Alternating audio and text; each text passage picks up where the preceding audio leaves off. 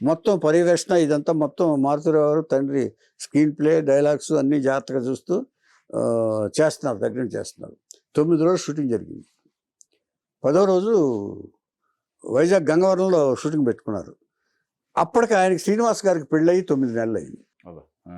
అదృష్టవశాత్తు ఇది ఇంటి వయసుతో ఆ రోజున భార్య షూటింగ్ చూడటానికి వచ్చింది, లొకేషన్కి వచ్చింది గంగవరం.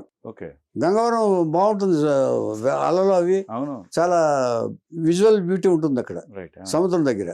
ఆవిడ చూడటానికి వచ్చింది. ఈ షూటింగ్ చేస్తున్నారు. షూటింగ్ చేస్తూ ఇట్లా 2 రాక్స్ ఉంటాయండి, దాని మధ్యలో అలలు వస్తూ ఉంటాయి పైకి.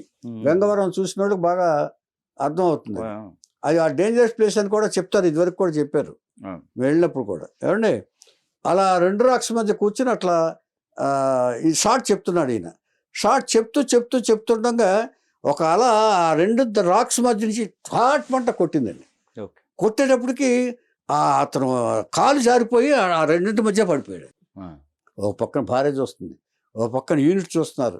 కిందకి వెళ్ళటానికి లేదు ఎవరికి పోనీ మామూలు గ్రౌండ్ అయితే అనుకోవచ్చు, కానీ 2 రాక్స్ మధ్య పడిపోయాడు. అది వీళ్ళు వెళ్ళిపోతే వీళ్ళు కూడా ఇంతే, సేవ్ చేయడానికి అవకాశం లేని సిచ్యువేషన్లో పడిపోయాడు ఆయన.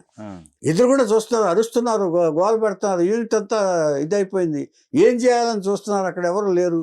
అయినప్పుడు కొంతసేపటికి ఎవరినో పిలిపించుకొచ్చి అక్కడి నుంచి ఇటు లాక్కొచ్చి ఏదో వేసి బయట ఆ బాడీ దొరికిన తర్వాత ఏమండి భార్య చూస్తుండగా, తండ్రి చూస్తుండగా, యూనిట్ చూస్తుండగా, హీరో చూస్తుండగా ఏమీ చేయలేని నిస్సహాయ స్థితిలో నిలబడిపోయారండి. వాళ్ళు నిశ్చేష్టలై నిలబడిపోయారు. తండ్రి ఎదురుగుండా కొడుకు మరణించడం, భార్య ఎదురుగుండా భర్త మరణించడం, ఇంతకంటే దారుణమైన సిచ్యువేషన్ ఇంకొకరికి రాదు.